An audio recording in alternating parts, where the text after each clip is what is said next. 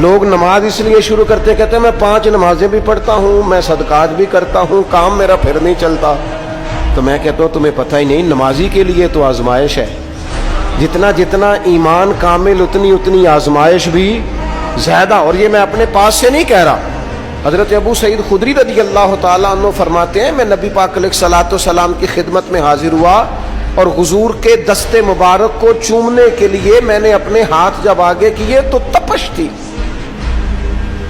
تیز بخار تھا نبی پاک کو.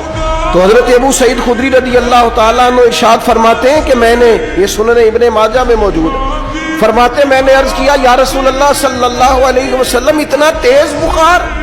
حضور فرمانے لگے ہم پر جو آزمائشیں آتی ہیں نا انبیاء پر، وہ عام لوگوں سے دگنا آتی ہے. یہ تو لاڈلے ہیں، یہ تو محبوب ہیں اللہ کے. فرمایا عام لوگوں سے دگنی آزمائش آتی ہے، لیکن فرمایا ہمارا رب بڑا کریم ہے، ہمیں اجر بھی ڈبل ہی عطا کرتا ہے، ہمیں اجر بھی ڈبل ہی عطا کرتا ہے. تو حضرت ابو سعید خدری کہتے ہیں موقع اچھا تھا، میں نے ایک سوال بھی کر دیا. میں نے کہا یا رسول اللہ صلی اللہ علیہ وسلم بتائیے نا بھلا دنیا میں زیادہ آزمائشیں کن کو آتی ہیں؟ تو حضور فرمانے لگے سب سے زیادہ آزمائشیں اللہ کے انبیاء کو آتی ہیں، نبیوں کو آتی ہیں. حضور اس کے بعد فرمایا اس کے بعد جو ان کے زیادہ قریب ہوتا ہے اسے آتی ہے.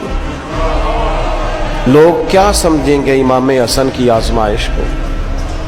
لوگ کیسے سمجھیں گے سیدنا امام حسین کی آزمائش کو؟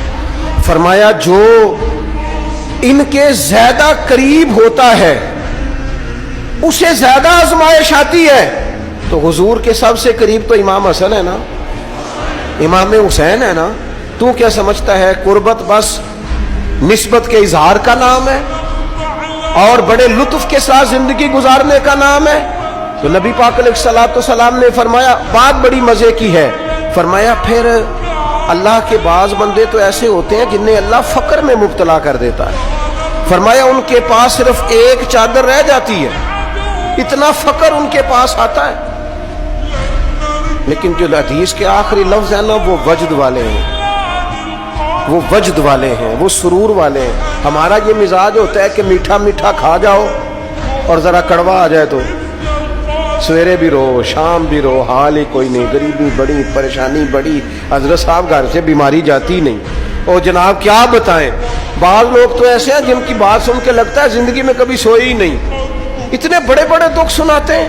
او خدا کی رحمت کا بھی تو ذکر کرنا، خدا نے جو تیرے اوپر انعامات کیے ان کا بھی تو ذکر کرنا. ان کا تذکرہ ہی نہیں کر رہا میرا بھائی. نبی پاک علیہ السلام نے فرمایا ان لوگوں پر دکھ آتے ہیں پر قربان ہونے کو جی چاہتا ہے ان لفظوں پر. حضور فرمانے لگے وہ رب کی طرف سے آنے والے دکھ پر بھی اس طرح راضی ہوتے ہیں جس طرح تم میں سے کوئی راحت ملنے پر راضی ہوتا ہے. سکون والی چیز ملنے پر جس طرح تم راضی ہوتے ہو اس طرح وہ دکھوں پر بھی راضی ہوتے ہیں. دکھ قبول محمد بخشا، دکھ قبول محمد بخشا، پر ایک شرط لگائی چھوٹی سی میاں صاحب نے. انہوں نے کہا 100 دفعہ قبول ہے، دکھ 100 دفعہ قبول، دکھ قبول محمد بخشا پر راضی رہن پیارے. یہ شرط یہ ہے کہ تو راضی رہ، تو راضی رہ، دکھ قبول محمد بخشا، راضی رہن پیارے. اور حضرت سلطان صاحب کہنے لگے ایسا کیتی ہے جان حوالے رب دے، ایسا عشق کمایا ہے اسی مرن تو پہلو ہی مر گیا، باہو تا مطلب نو پایا ہے.